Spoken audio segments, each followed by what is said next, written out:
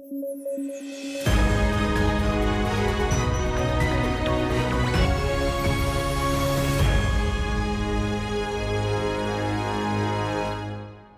News at 9 programme में आपका स्वागत है। मैं हूं अमृत उपाध्याय। आइए जल्दी से देखें आज के हेडलाइंस। भारत ने रूस में 2 नए वाणिज्य दूतावास खोलने का लिया निर्णय। नए दूतावास कजान और येकतेरिनबर्ग शहरों में खोले जाएंगे। वर्तमान में रूस में भारत के 2 वाणिज्य दूतावास सेंट पीटर्सबर्ग और व्लादिवोस्तोक में हैं स्थित। वैज्ञानिकों ने बताया पृथ्वी के आंतरिक कोर की गति हुई धीमी। कोर घूम रहा है उल्टी दिशा में। पृथ्वी पर एक दिन की लंबाई में 1 सेकंड का बदलाव संभव। और माधव नेशनल पार्क सुर्खियों में। पार्क मध्य प्रदेश के शिवपुरी जिले में है स्थित। पार्क में स्थित है रामसर साइट में शामिल सांख्य सागर झील।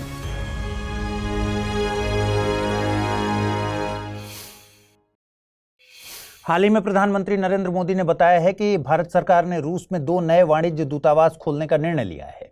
ये निर्णय रूस के साथ यात्रा और व्यापार को और मजबूत करने के लिए बताया जा रहा है। ये नए वाणिज्य दूतावास कजान और येकतेरिनबर्ग शहरों में खोले जाएंगे। आपको बता दें कि प्रधानमंत्री रूस की अपनी 2 दिवसीय यात्रा में गए हुए हैं। प्रधानमंत्री मोदी ने राष्ट्रपति व्लादिमीर पुतिन के साथ 22वें भारत रूस वार्षिक शिखर सम्मेलन में हिस्सा लेने के लिए रूस की यात्रा शुरू की है। गौरतलब है कि यूक्रेन पर मॉस्को के आक्रमण की शुरुआत के बाद यह प्रधानमंत्री मोदी की पहली यात्रा है। खैर, वापस खबर पर आते हैं। आपको बता दें कि येकतेरिनबर्ग रूस का 4था सबसे बड़ा शहर है, जो एक महत्वपूर्ण आर्थिक केंद्र के रूप में उभरा है। यह यूराल फेडरल डिस्ट्रिक्ट का सबसे बड़ा शहर है और रूस के मुख्य सांस्कृतिक और औद्योगिक केंद्रों में से एक है। यह शहर वोल्गा यूराल क्षेत्र और साइबेरिया के बीच आइसेट नदी पर स्थित है। इसकी आबादी लगभग 1.5 मिलियन है। येकतेरिनबर्ग को रूस की तीसरी राजधानी कहा जाता है, क्योंकि यह अपनी अर्थव्यवस्था, संस्कृति, परिवहन और पर्यटन के आकार के हिसाब से रूस में तीसरे स्थान पर है। येकतेरिनबर्ग अपनी रचनावादी वास्तुकला के लिए प्रसिद्ध है और इसे Russian capital of street art माना जाता है। वहीं वोल्गा और कजांका नदियों के संगम पर स्थित कजान रूस का एक सांस्कृतिक और शैक्षणिक केंद्र है और एक उभरता हुआ आर्थिक केंद्र भी है। कजान रूस का 5वां सबसे बड़ा शहर है। इसके अलावा रूस अक्टूबर में कजान में ही ब्रिक्स शिखर सम्मेलन की मेजबानी करेगा। इसके साथ ये भी बता दें कि वर्तमान में रूस में भारत के 2 वाणिज्यिक दूतावास सेंट पीटर्सबर्ग और व्लादिवोस्तोक में स्थित हैं। हाल ही में वैज्ञानिकों का इंटरेस्ट अर्थ कोर में बहुत बढ़ गया है और इसका कारण भी एकदम अनोखा है। दरअसल वैज्ञानिकों का कहना है कि पृथ्वी के आंतरिक कोर की गति धीमी हो गई है और यह उल्टी दिशा में घूम रहा है। देखिए, अब यह तो तय है कि पृथ्वी के आंतरिक कोर की गति धीमी होने से और उल्टा घूमने से कुछ न कुछ प्रभाव तो जरूर पड़ेंगे, लेकिन क्या प्रभाव पड़ सकता है ये जानने से पहले हम अर्थ के कोर के विषय में कुछ जान लेते हैं। हमारी पृथ्वी मुख्य रूप से 3 परतों में बनी है। जैसे प्याज में परत होती है वैसे ही, बस परतों की मोटाई अलग अलग होती है। पहली परत है भूपर्पटी यानी क्रस्ट, दूसरी है मेंटल और तीसरी है केंद्रीय भाग यानी कोर। क्रस्ट की बात करें तो पृथ्वी के सबसे ऊपरी भाग को क्रस्ट कहते हैं। इसकी एवरेज मोटाई है 34 किलोमीटर के आसपास। यह मुख्यतः बसाल्ट चट्टानों से बना है। इसके भी 2 भाग हैं, पहला है सियाल और दूसरा है सीमा। सियाल क्षेत्र में सिलिकॉन एंड एल्यूमिना तथा सीमा क्षेत्र में सिलिकॉन और मैग्नीशियम की बहुलता होती है। फिर आता है मेंटल। इसकी मोटाई है 2900 किलोमीटर की। यह क्षेत्र मुख्यतः बेसाल्ट पत्थरों के समूह की चट्टानों से बना है।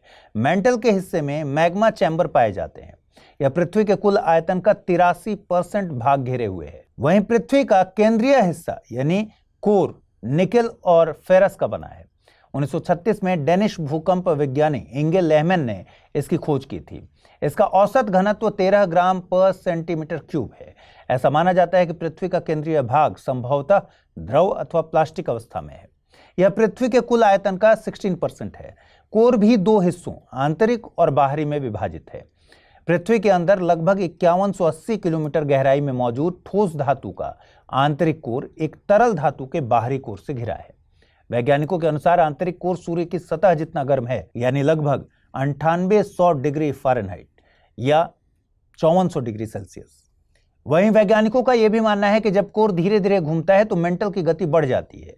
इस बदलाव के कारण पृथ्वी तेजी से घूमती है और दिन की लंबाई कम हो जाती है। 1936 में डेनिश भूकंप विज्ञानी इंगे लेहमैन की खोज के बाद आंतरिक कोर ने सभी शोधकर्ताओं को अपनी ओर आकर्षित किया है। इसकी घूर्णन गति और दिशा पर दशकों से बहस चली आ रही है, लेकिन वैज्ञानिकों ने अभी खुलासा किया है कि पृथ्वी का आंतरिक कोर धीमा होकर अब उल्टी दिशा में घूम रहा है। नेचर जर्नल ने भी 12 जून को जारी नए शोध में कोर के धीमे होने की पुष्टि की है। ऐसा होने से दिन की लंबाई में बदलाव हो सकता है। शोधकर्ताओं का मानना है कि इससे पृथ्वी पर एक दिन की लंबाई में 1 सेकंड का परिवर्तन आ सकता है। पृथ्वी का आंतरिक कोर पृथ्वी के बाहरी रूप के अपेक्षाकृत स्वतंत्र रूप से घूमता है। आप इसे ऐसे मान सकते हैं जैसे एक छोटी बॉल एक बड़ी बॉल के अंदर घूम रही हो। हालांकि ऐसा क्यों होता है, ये अभी तक पता नहीं चल पाया है।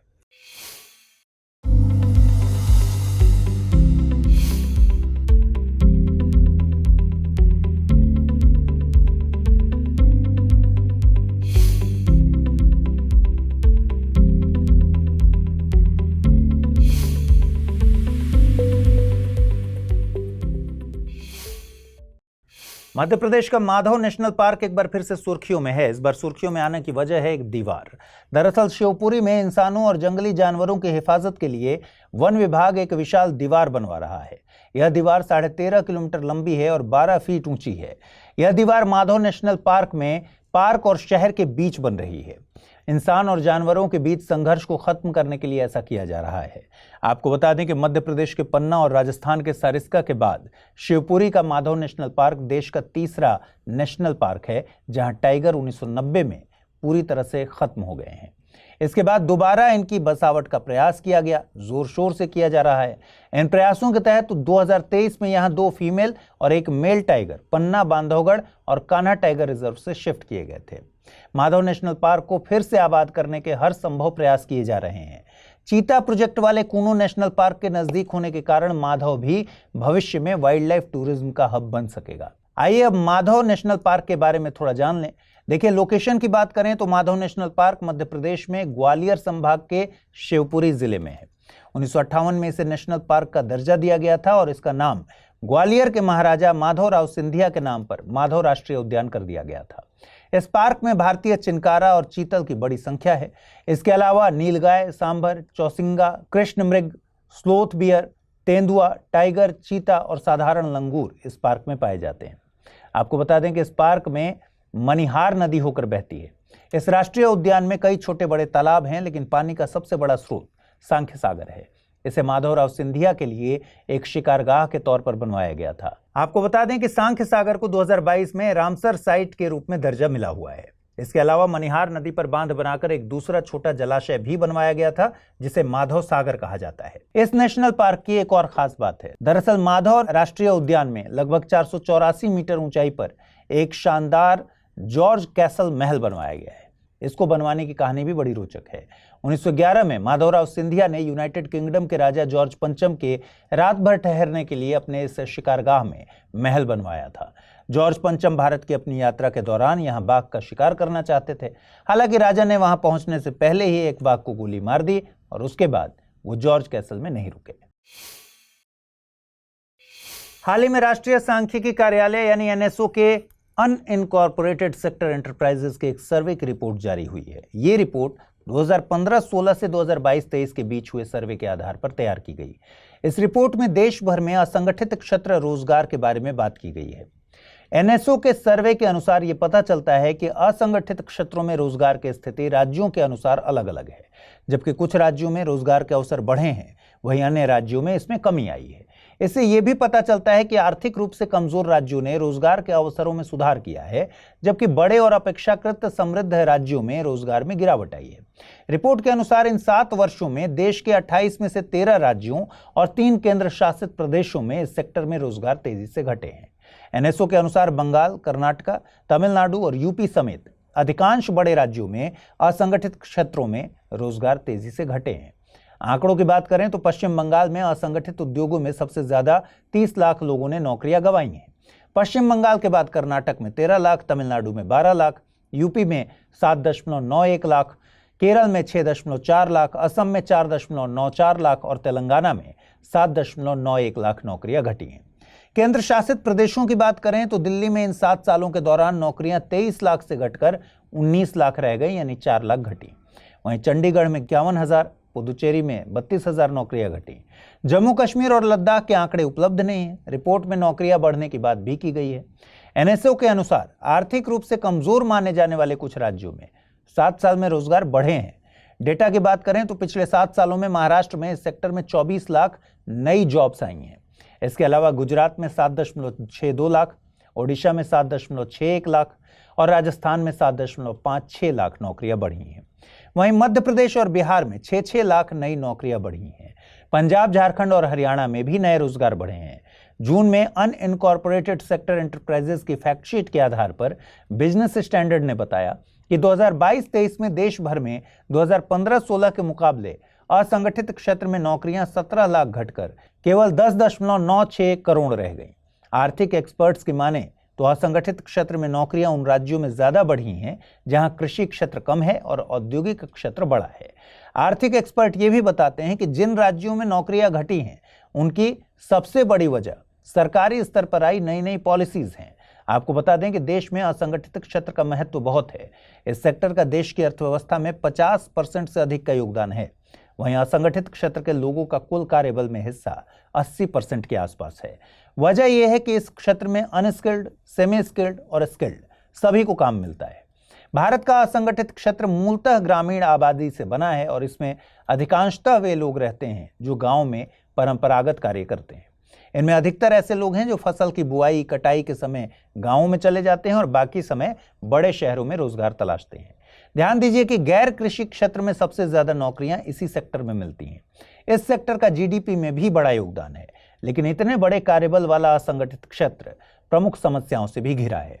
जैसे असंगठित क्षेत्र में श्रमिकों की आय संगठित क्षेत्र की तुलना में बहुत कम है। दूसरा, असंगठित क्षेत्र में रोजगार की कोई गारंटी नहीं है, यानी इस सेक्टर में रोजगार का स्वरूप अस्थायी है। तीसरी और सबसे इंपॉर्टेंट समस्या, अधिकांश असंगठित श्रमिक ऐसे उद्यमों में काम करते हैं जहां श्रमिक कानून लागू नहीं होते। देखिए, इस रिपोर्ट से यह साफ होता है कि असंगठित क्षेत्रों में रोजगार की स्थिति सुधारने के लिए राज्यों को विशेष प्रयास करने की आवश्यकता है। साथ ही नीति निर्माताओं को इन क्षेत्रों में रोजगार बढ़ाने के लिए ठोस कदम भी उठाने की जरूरत है।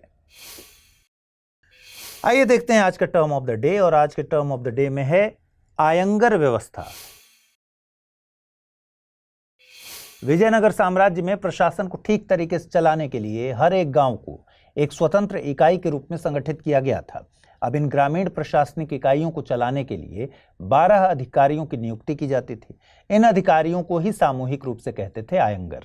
इनका पद आनुवंशिक होता था, ये ध्यान दीजिए। सबसे खास बात यह है कि ये आयंगर अवैतनिक होते थे, यानी इनको कोई भी सैलरी नहीं मिलती थी। हालांकि इनके काम के बदले में विजयनगर सरकार, साम्राज्य की सरकार, इन्हें लगान मुक्त या फिर टैक्स फ्री जमीन देती थी। आइए अब देखें आज के रैपिड न्यूज में क्या है खास। भारतीय केंद्रीय मंत्रिमंडल ने बायोडायवर्सिटी बियॉन्ड नेशनल जुरिस्डिक्शन समझौते पर हस्ताक्षर करने की अनुमति दे दी है। बीबीएनजे संधि किसी देश को अपने विशेष आर्थिक क्षेत्र से परे क्षेत्रों में अपनी रणनीतिक उपस्थिति बढ़ाने की अनुमति देती है।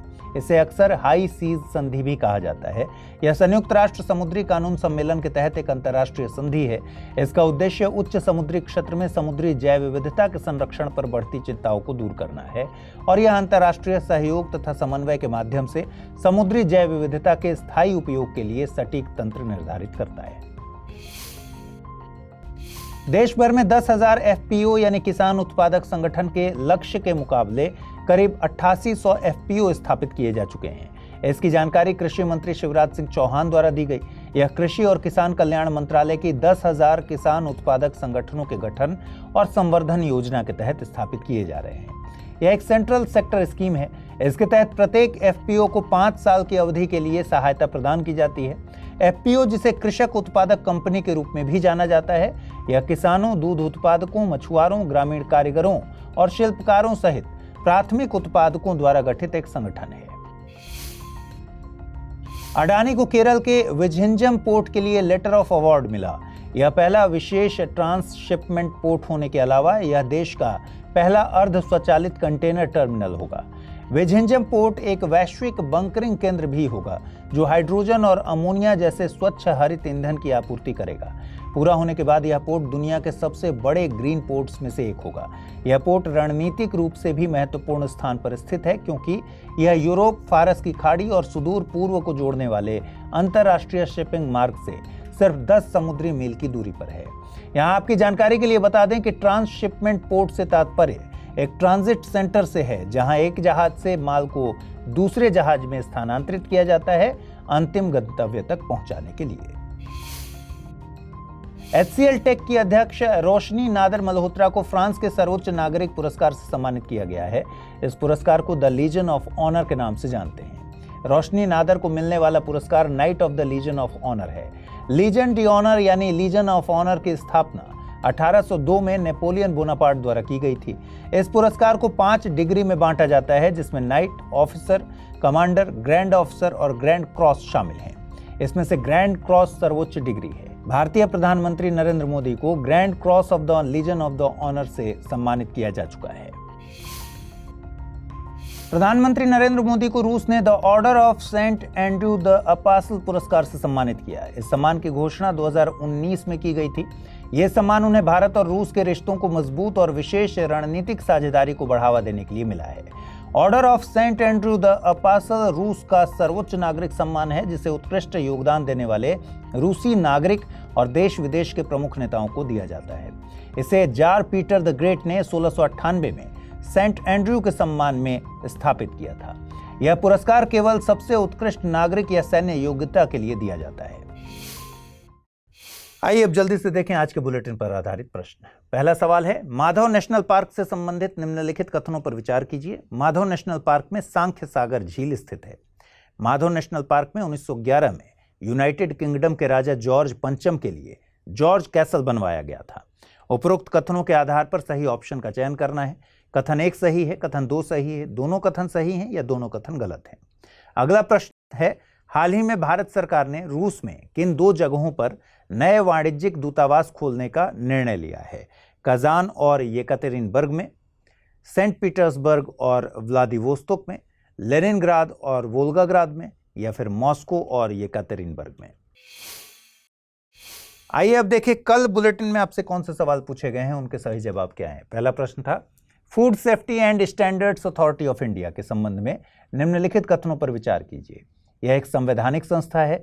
इसे भारत सरकार के स्वास्थ्य एवं परिवार कल्याण मंत्रालय के तहत गठित किया गया है। उपर्युक्त में से सही कथन या कथनों का चुनाव कीजिए। केवल 1, केवल 2, 1 और 2 दोनों, न तो 1 नहीं 2। और सही जवाब है ऑप्शन बी।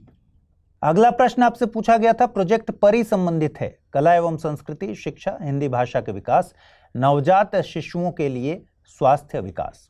सही जवाब है ऑप्शन ए यानी कला और संस्कृति।